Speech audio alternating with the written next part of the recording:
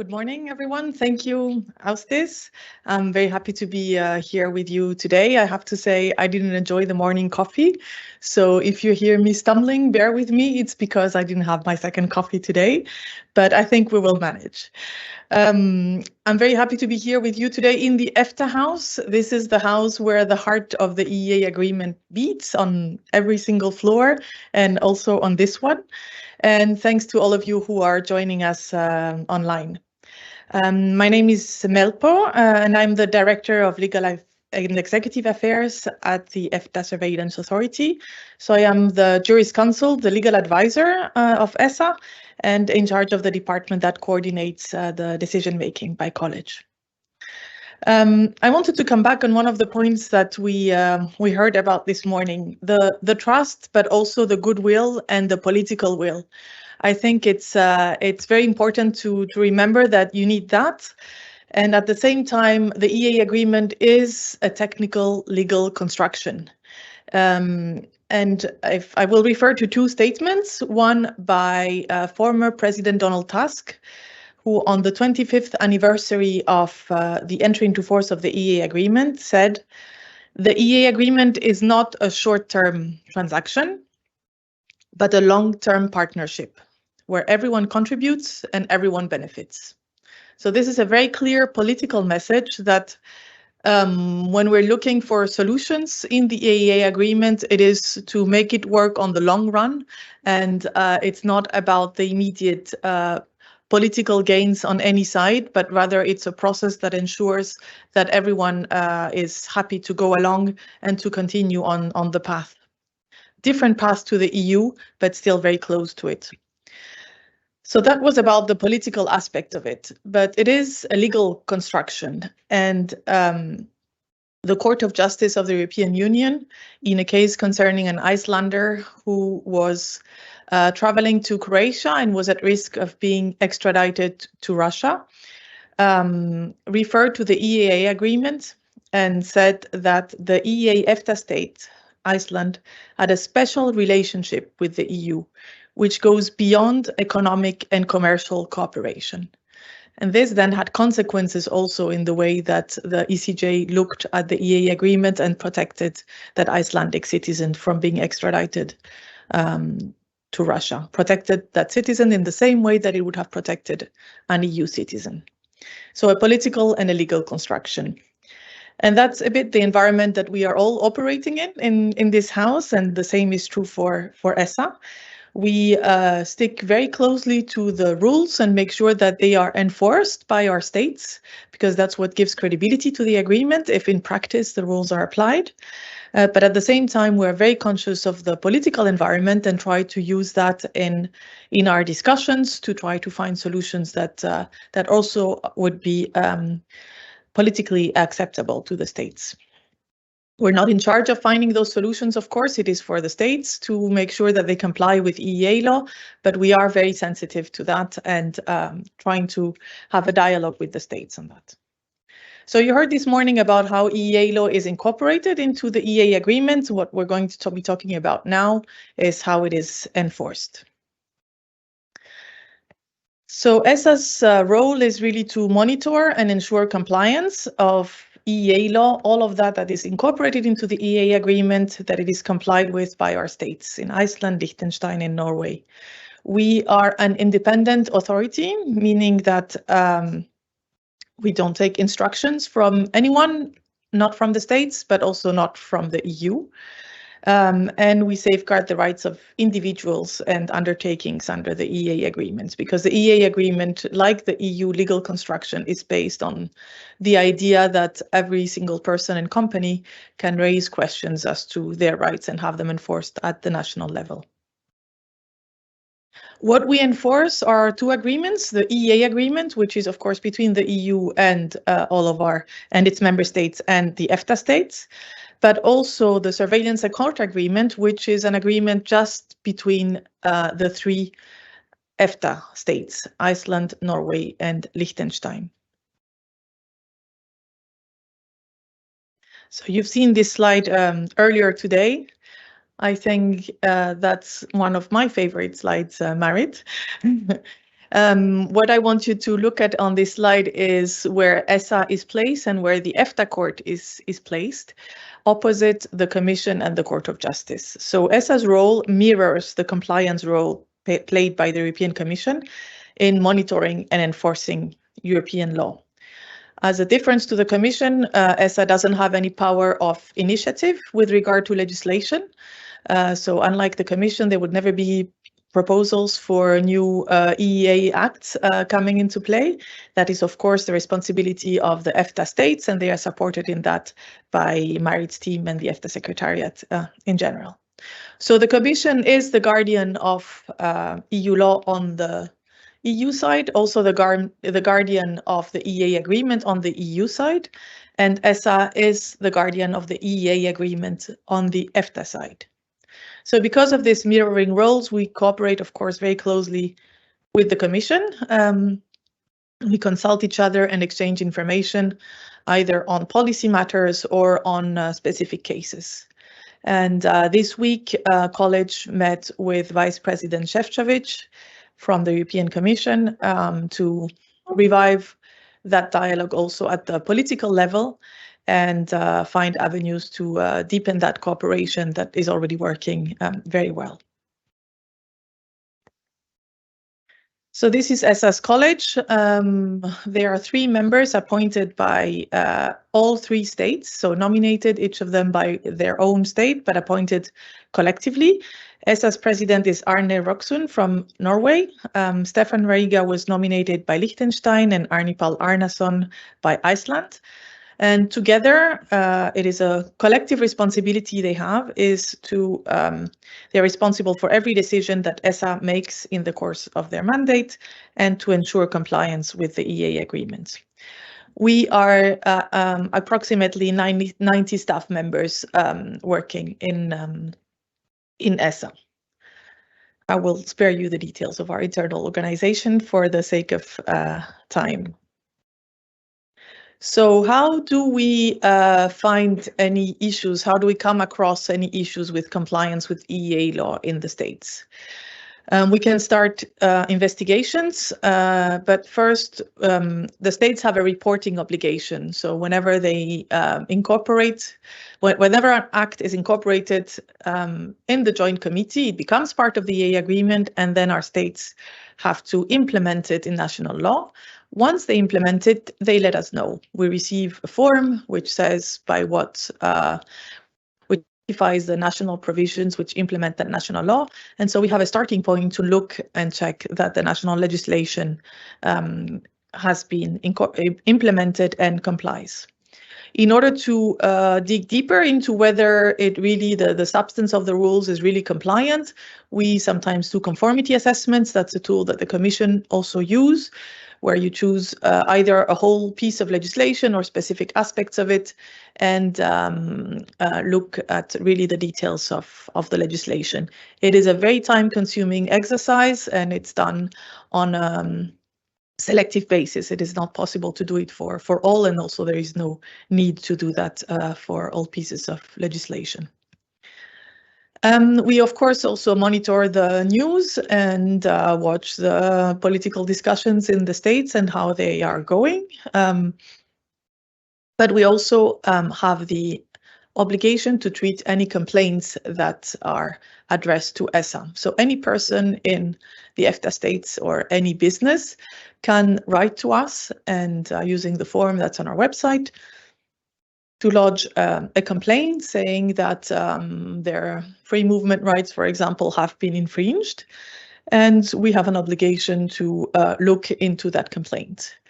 Like the Commission, we have discretion as to which complaints to explore and which ones to close, but we have an obligation to always take them and examine them. So when we're investigating possible instances of non-compliance, we work very closely with the relevant ministries in the EFTA states. And that the key point is that the process we follow is aimed at doing 2 things. First, being certain as to whether there's actually a breach of EEA law, because our impression of what is going wrong might not be correct. So we are open and receive the comments from the governments to check our understanding. But then if we think there is a problem, then that dialogue continues, and our objective is to see that the state comes into compliance. That happens through a dialogue and back and forth. We're trying to understand the obstacles that the state has found in not complying, because it is, in my experience, not a question of lack of political will, and it's really good to see that very often we hear the renewed commitment of the governments of the EEA EFTA states to a functioning EEA agreement. So that's when there are problems, they are rarely because of the lack of political will. So we engage in a dialogue and try to understand what the preoccupations are and try to accompany the governments when trying to find solutions that fit within the EEA agreement. So the EEA agreement is not there to remove any political choices and political directions that the elected governments are there to pursue, but rather serves as a framework within which the solutions have to be found. And those solutions are, of course, within the hands of the states, and it is their political will that in the end makes the EEA agreement work. No matter how much we go after the states for non-compliance, we will never be the ones who will bring the solutions. Our responsibility is not to replace or indicate to the states what they need to do, but rather to accompany them to come into compliance.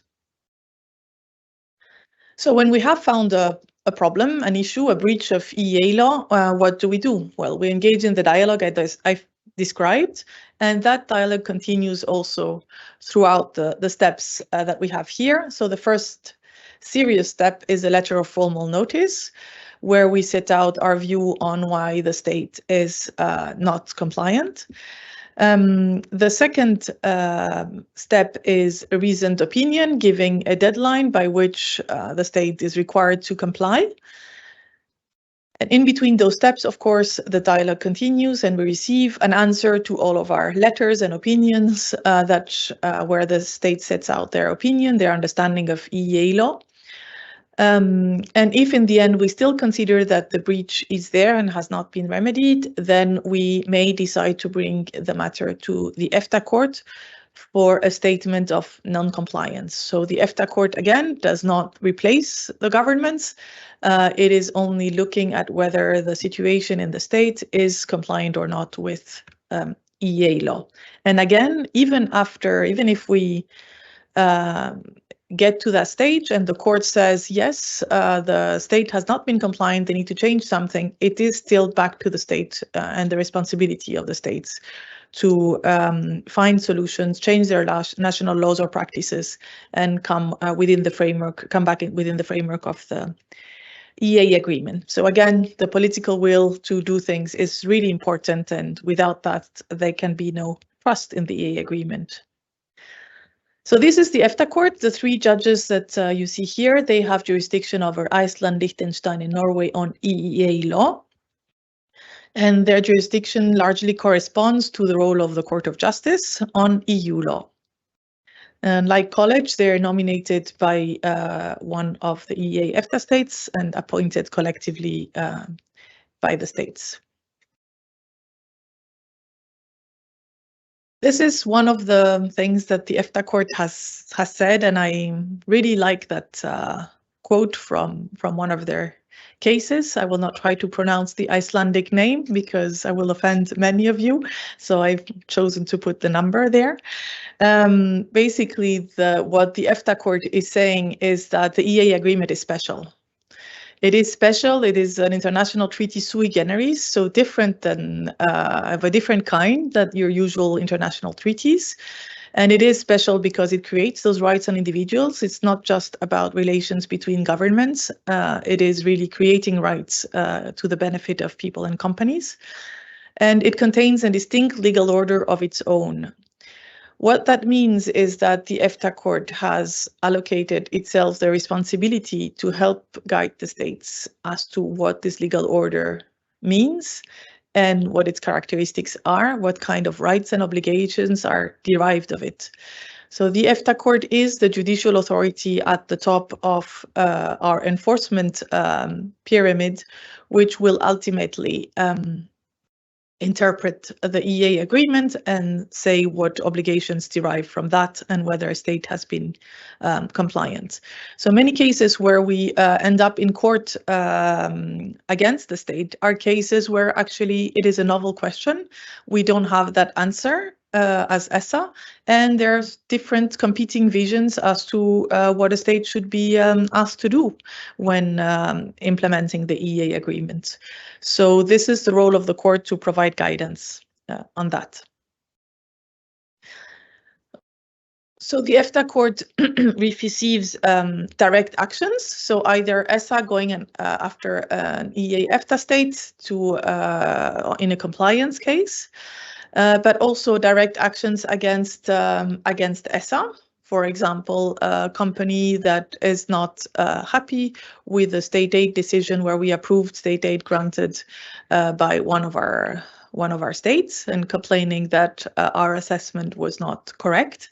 These are also heard by the EFTA court. The most important piece of the most important procedure that the EFTA court has is not the direct actions, it is the advisory opinions. Advisory opinions are like the preliminary rulings in the EU pillar. It is national courts. National courts are really the day-to-day courts, the ordinary courts of EEA law. So when they are confronted with an EEA law question, they can pause their proceedings and send the question to the EFTA court and ask how the law should be interpreted and how to draw those conclusions then in the case they have at hand. So the EFTA court doesn't replace the national court, but it helps it find the right reading of EEA law.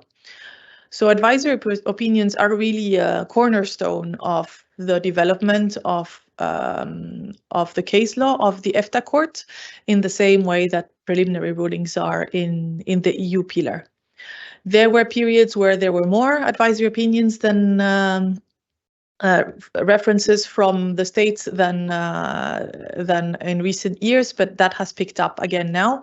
And this judicial dialogue between the courts at the national level and the EFTA court is really essential when looking at EEA law.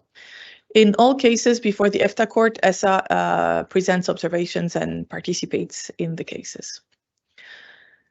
So this is our core business as litigation department of ESA, but we also have other court cases. We can intervene at the Court of Justice on the EU side. So since 2019, the Court of Justice has reversed its previous a bit restrictive approach. And since that date, ESA is treated like any other privileged applicant at the ECJ.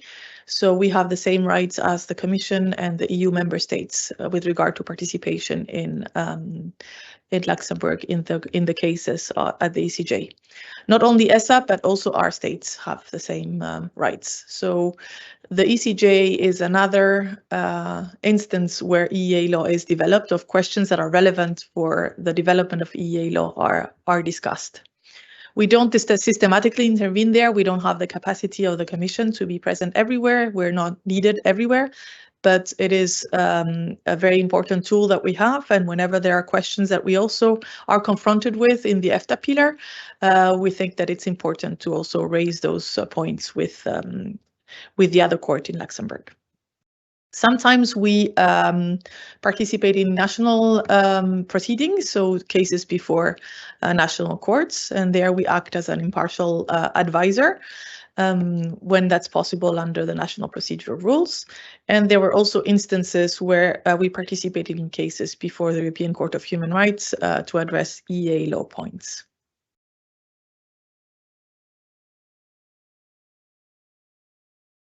So with that, I think I will wrap up here, and I'm here for your questions. Thank you.